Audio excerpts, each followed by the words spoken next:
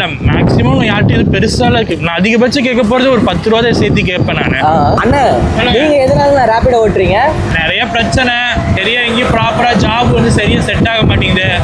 எங்கேயாச்சும் அப்படி செட் ஆகி போய் உட்கார்ந்தாலும் கரெக்டா சம்பளம் கிடைக்காது. என்ன படிச்சிருக்கீங்க? Hotel management. ஹோட்டல் மேனேஜ்மெண்ட் படிச்சிருக்கீங்களா? இப்போ நீங்க ரெஸ்டாரண்ட் அந்த மாதிரிலாம் போகலாம்லண்ணா? ஷெஃபாக தான் ஒர்க் பண்ணுறேன்னு வைங்களேன், ப்ராப்பராக வந்து எனக்கு ஒரு சேலரி ஒரு 800 ரூபா 900 ரூபான்னு வச்சுக்கோங்களேன். வந்து டெய்லி பேசிஸில் தான் எக்ஸ்போர்ட் பண்ணுவேன் நான். டெய்லி பேசிஸில் போகிற இடத்துல பார்த்தீங்கன்னா ஒரு 2 நாள் 3 நாள் கொடுப்பாங்க. அப்புறம் திடீர்னு பார்த்தா ஒரு 2-3 நாளைக்கு வந்து சேலரி கொடுப்பாங்க. அப்புறம் ஒட்டுக்கா அப்புறம் எடுத்தாரு அப்படின்ட்டுருவாங்க. அப்புறம் அடிச்சு அந்த வாரத்தில் ஒட்டுக்கா சம்பளம் வரும்னு பார்த்தா அது வராது. ஓகே, அது எப்படின்னா பார்த்தா ஒரு 1 நாளோ 2 நாளோ பிடிச்சிட்டு தான் கொடுப்பாங்க. அப்புறம் நாங்கள் என்ன எதிர்பார்க்குறோமோ அந்த நேரத்தில் அந்த சம்பளம் நம்ம கைக்கு வரதில்லை.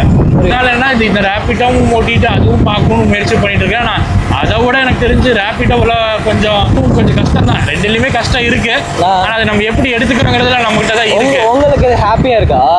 எனக்கு ஓகே தான். வேற என்ன பண்றது, ஏதோ ஆப்ஷன் பெரிய ஆப்ஷன்லாம் எதுவும் இல்லை. ஒரு சின்ன இதுதான். சரி இது அப்படியே பண்ணுவோம். என்ன சேலரி இருந்தா நீங்க போவீங்கன்னா?